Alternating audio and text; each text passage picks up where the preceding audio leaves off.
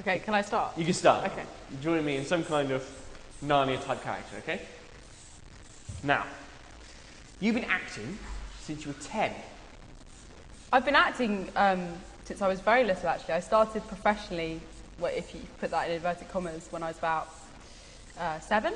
I did a TV thing called Frenchman's Creek, and that came about because when I was about 6, I started doing Saturday courses as just for fun on a weekend, and got spotted in an end of term show, and then had an audition, and that sort of led from one thing to another, really.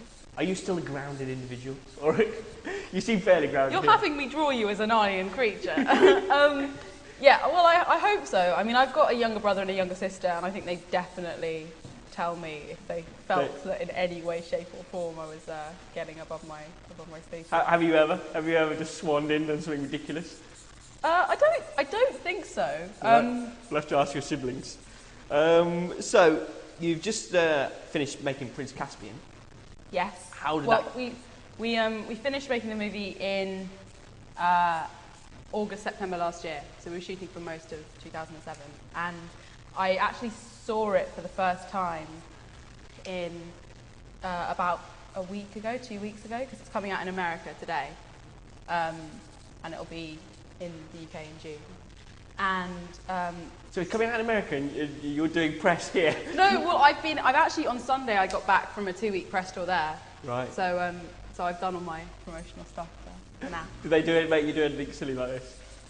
What's the silliest? The silliest thing that anyone said to me was I had a question on a live TV show, I think, whether Daniel Day-Lewis was C.S. Lewis's son or grandson, and I had to carefully explain that actually they weren't from the same sort of line. Well, all this acting clearly hasn't affected your studies, because you've made it to Oxford. You're at Magdalen, aren't you? I am at Magdalen, which is kind of interesting because it's where C.S. Lewis taught for 20 years of his life. I didn't actually know that when I applied, but I do now. Maybe it was just meant to be. It was the fates. Yeah, I would just sort of check out what's up next for me. And how does the new film compare to Lion, Witch and the Wardrobe? Well, it's no glazing over in a standard question response. The standard question response. Well, it's a bit more grown up. I don't think we wanted to set out to make the same film all over again. So you've still got some of the same characters back again, but you have also got new ones. There are many more plot threads going on this time. There's a lot more action. I think it's funnier, actually. There are characters, Reaper Cheap Mouse is played by Eddie Izzard, and Trumpkin the Dwarf is a guy called Peter Dinklage, who's fantastic, and I think it's good. I think it's going to be a funnier film. Good. But it's good. I don't know, it's nice to sort of come and do, I mean, obviously you've just seen one of our rehearsals. It's nice to come and do something totally different again. Because people keep saying to me, okay, well, my character at the end of Prince Caspian is told that she's not coming back to Narnia. And so people keep saying to me, well, what are you going to do next? Because I won't be involved in any of the future films that they make. And the answer is inevitably something with people in rooms. Because having spent so much time doing things with CGI characters and spending 4 days shooting one scene, it's amazing to come back to uni and do some student drama and actually work on 4 scenes in 1 hour rather than like 1 scene in 4 days. The pace of it, and also I think the fact when you're doing student drama, you really want to get it right because you're showing your peers, and you obviously want to creatively put something good together. But at the same time, you can take so much bigger risks because no one's going to fire you. Hopefully, yeah. She says so confidently. No one's well, this is a crazy kind of divergence from what you've been doing with Narnia. I mean, it's quite a controversial play, isn't it? I mean, it is a controversial play. I mean, one of the reasons that it hasn't been performed very much and was censored for over 80 years is the fact that it's so controversial. But it's so interesting because it was written, in the 1890s, 1900, and it's so kind of ahead of its time and so relevant today. And I think the kind of themes that it explores with adolescence and society, they all translate really well.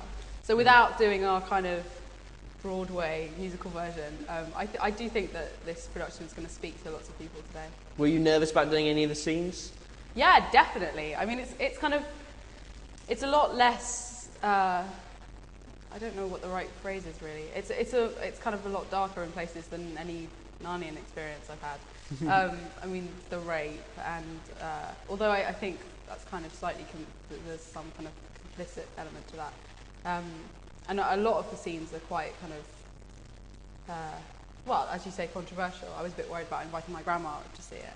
But actually, I'm incredibly impressed at how mature everyone's been about it and kind of keen to just make a good show out of it rather than awkwardness and stumbling over those scenes.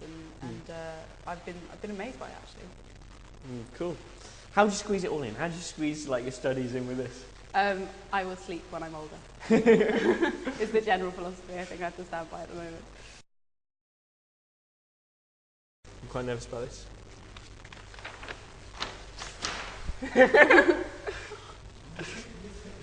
I thought, jacket, fawn legs combo. Might do you want to spoil? Yeah, it was destiny, really, wasn't it? Yeah. I like it. I'm happy with that.